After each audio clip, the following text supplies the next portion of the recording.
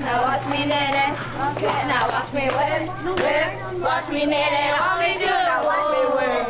You little Polly, she's so disgusting. Don't you have somewhere to be? Because you're all up in my grill. Jeez. You look like a preschool student. Did your mom drop you after around school? Oops, I'm sorry. Can you excuse us? Well, why do you guys have to be so rude? Well, we're gonna leave now because you're all up in our faces and it's kind of annoying. Yeah. I'm out. Seriously. Annoying.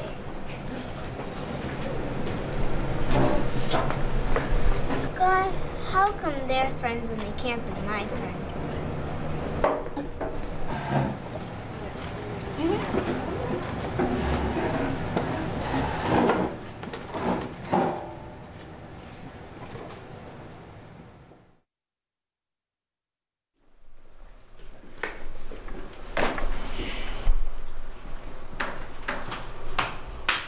What's wrong? Are you okay? What's the matter? Those two girls in that one boy were bullying me. What did they say? Especially the young people. Get the young people in front of the TV so they can see it too. We'll be right back. Our attention on a topic that is very interesting, and that is the topic of names. Let's begin with Wikipedia, and we have this very interesting article there on this. A name is a term used for identification. So let's start with thinking about this topic, identification. There's a lot of conflict today about issues of identification, identity of a person, of a country, of a place. In fact, I think that in current generation, this is key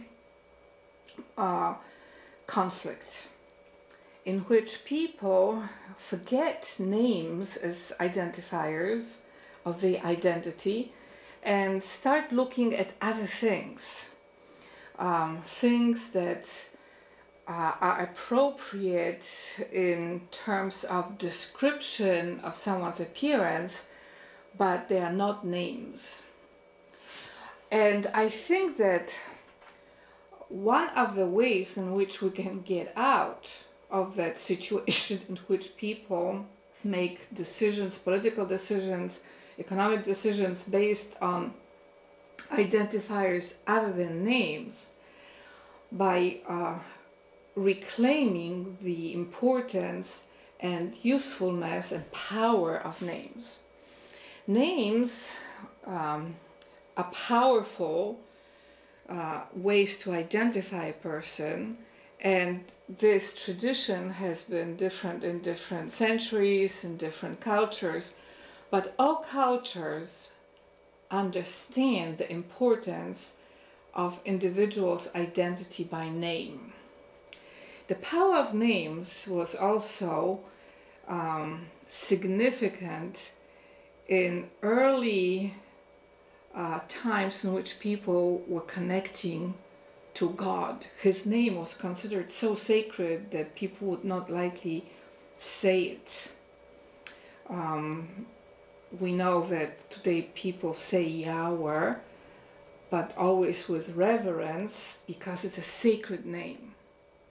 So throughout the history of civilizations, we know that names also refer to God himself, to other gods, and the power of names is also clarified in one of the commandments, in which people are taught not to use the name of God in vain. In other words, not to ignore the sacredness and reverence of our Creator, who is King of Kingdom of God, and the commandment comes with underlying understanding that if you use, or if we use God's name in the right way, there's reverence, there is reward for this. But if we use the name of God in vain, in wrong ways, then this entails punishment. And that commandment is one of the top commandments. As many of you know, the biblical teachings, the first 3 commandments are so important, and they refer to our relationship to God, how rules and regulations of other kinds are irrelevant in comparison to the importance of how we relate to God. So in Christian and Jewish tradition, the first commandment says that we cannot have anybody above God of Israel, Abraham and Jacob. That means that no name of any deity is higher than the name of God. And second commandment obviously refers to identity as well, that no graven image can be created of anything that God made. And third is the commandment about sacredness of the name of God. So we have to understand that relationship of names to the name of God first, before we understand how important it is for us not to ignore the name as identifier. Many of us feel helpless when some political groups use non-name ways to refer to a group or a nation.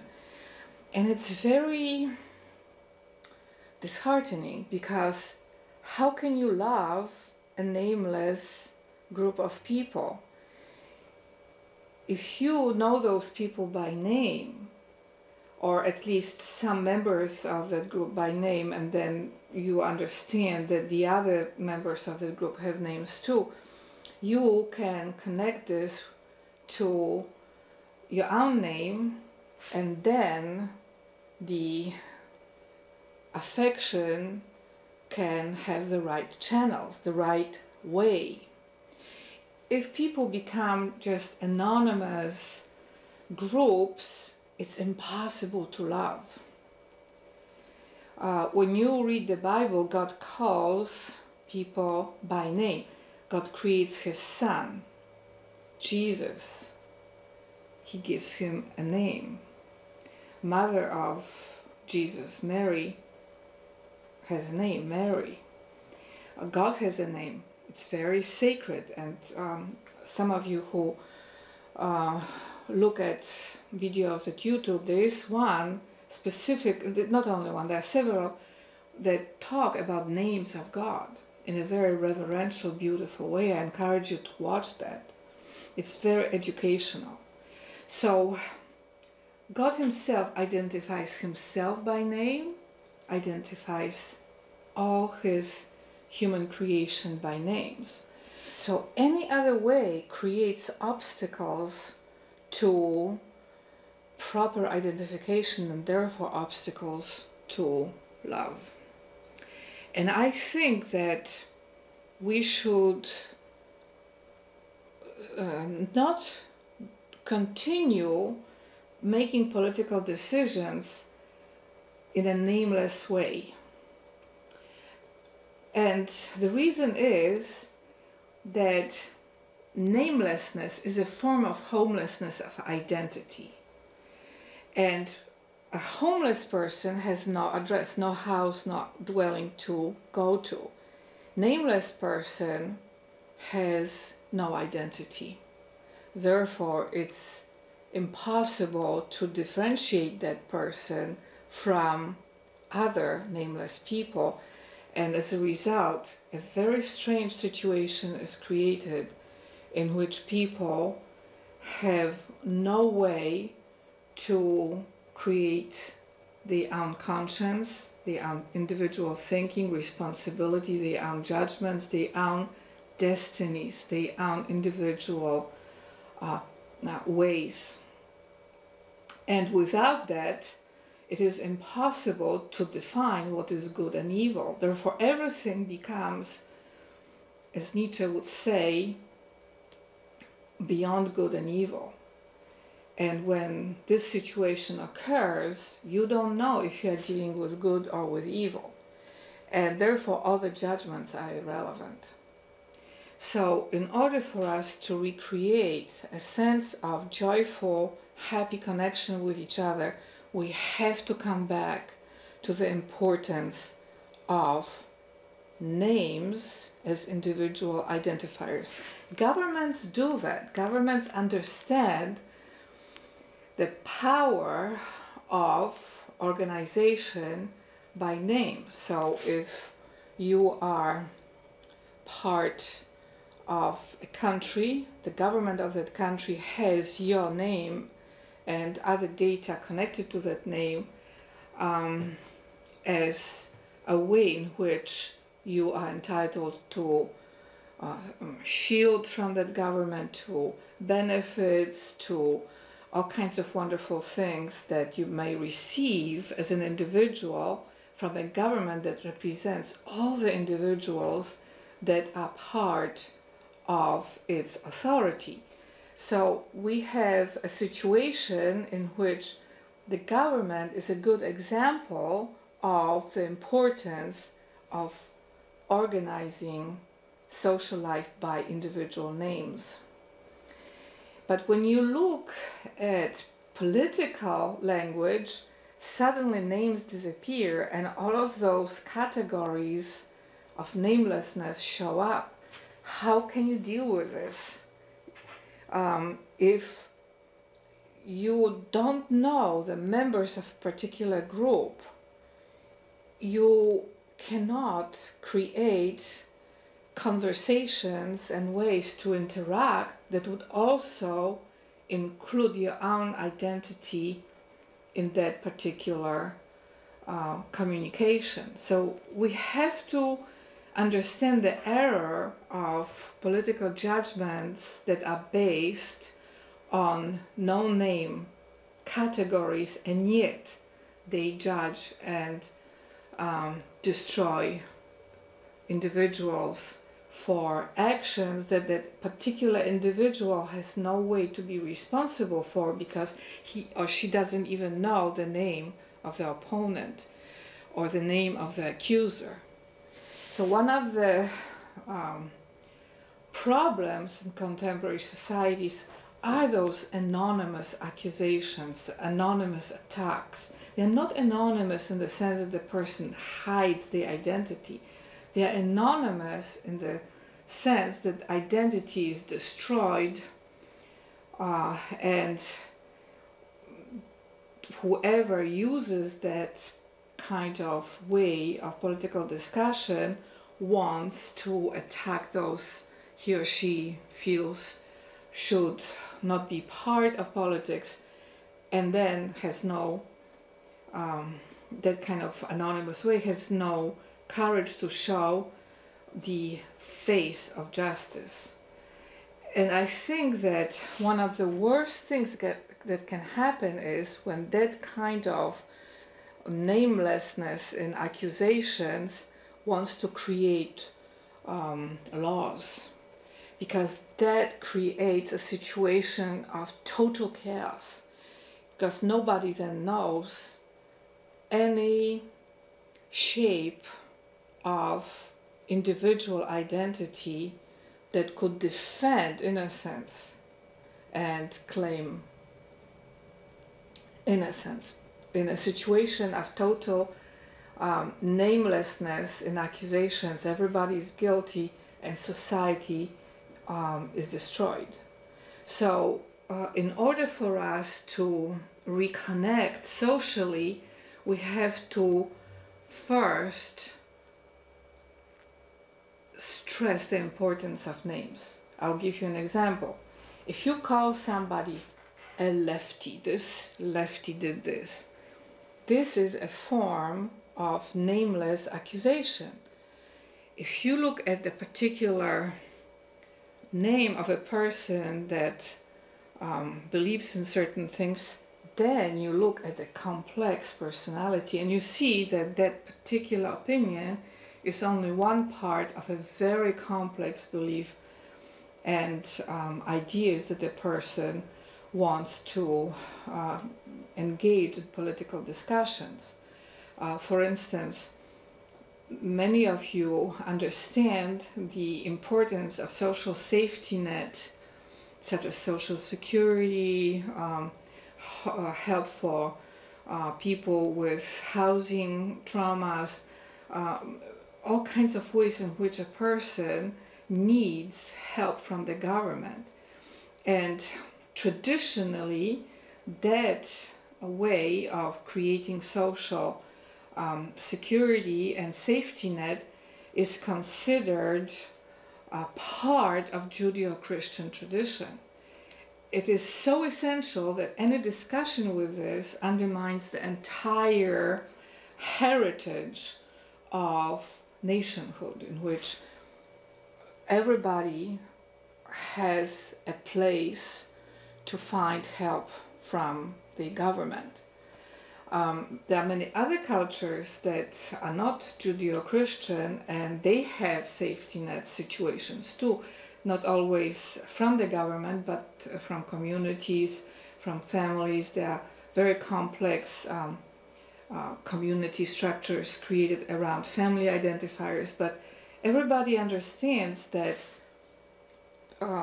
in order for society to have stability, people have to be praised for being successful in wealth and other things, and they have to be helped if they need help. And that is connected to the overall sense of community, because even if you are wealthy and you know that if something bad were to happen to you, you can always receive help from the government. And if you are in need of the help from the government, you believe that at some point you will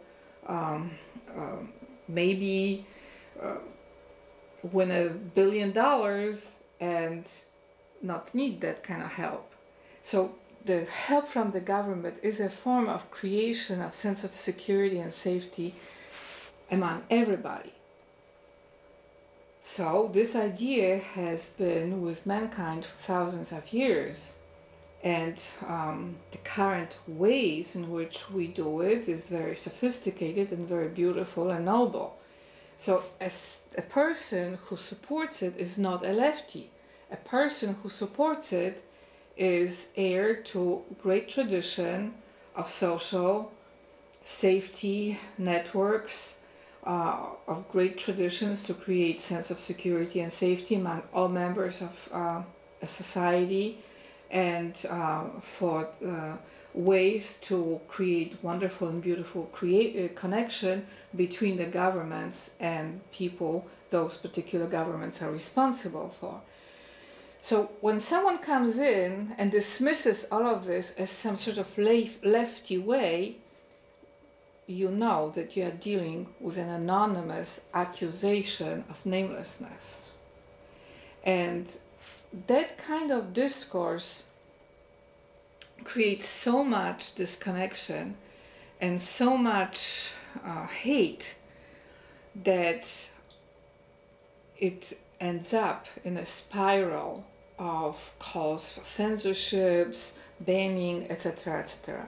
Whereas a much better way is recognition that an individual's name, we are recognized as individuals, and then we can perceive our own complexity in our thinking and ways, and then complexity of other people with names as identifiers. Sometimes people use pseudonyms, sometimes people use names that are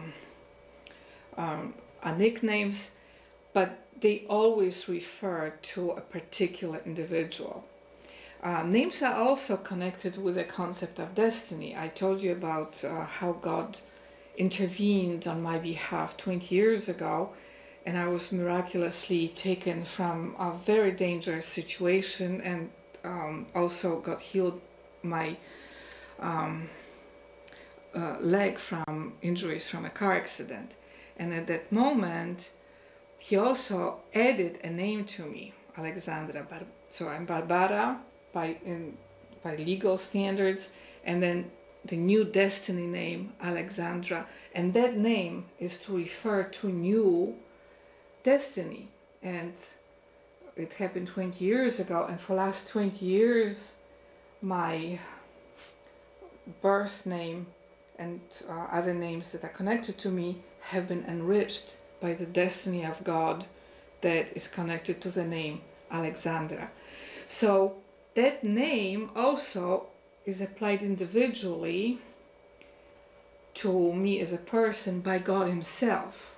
Other names were given to me by my parents, other social situations, but this particular name is a sign of divine destiny. So God didn't give that new destiny in a nameless way, but under a very particular name that He added to my legal names. So we need to restore honor to all of our names. We need to restore the interactions in a way that recognize everybody's name. And we need to develop that name-to-name conversations, and then learn how to agree on what we agree and disagree on what we disagree, but in a way that is respectful and respects the names of all participants. And I think that that would be also the way to create beautiful connections from diverse tribes of people and from diverse nations. And I think that when we have that respect for our individual names, and God teaches us how to do it, you can read it in the Bible, you can read it in all kinds of other sources that talk about names. So when we do that, we then develop a sense of security, safety over our own identity. And I think that one of the problems that we need to heal today in our lives is that sense that gives us strength in our individual identity under our own name. Some people use some other people's names and they feel like imposters, because they are. The way to heal that imposter syndrome is to affirm the dignity and importance of your own name. Coming back to the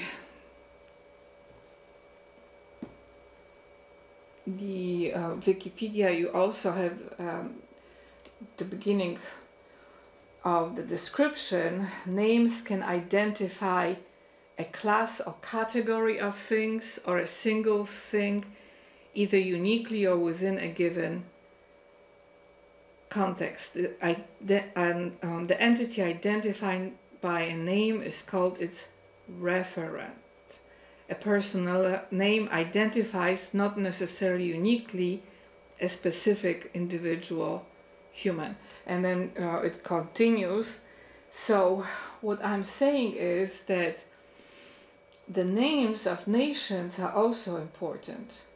For instance, the name given to Arab people is unique to Arab heritage. The name given to Israel is from Israel, a person that God chose to name the country. America is identified from a name of an individual. America has that individuality in her name. And we have to then understand how to respect name identities of different nations, different countries. And I think that when we do that, we will create peace at a very high level that would be so strong that any conflict that happens in other situations can be resolved because the foundation of respect is there. So I think that one of the ways we can create peace between nations is not to disparage and to mock names of those countries. And I think that if we learn to do that, there will be reciprocity, that our countries, those that we are part of, will always be respected by those from other countries. Thank you so much for listening to my remarks today, and I'll see you here for another edition of Happiness in the City next week.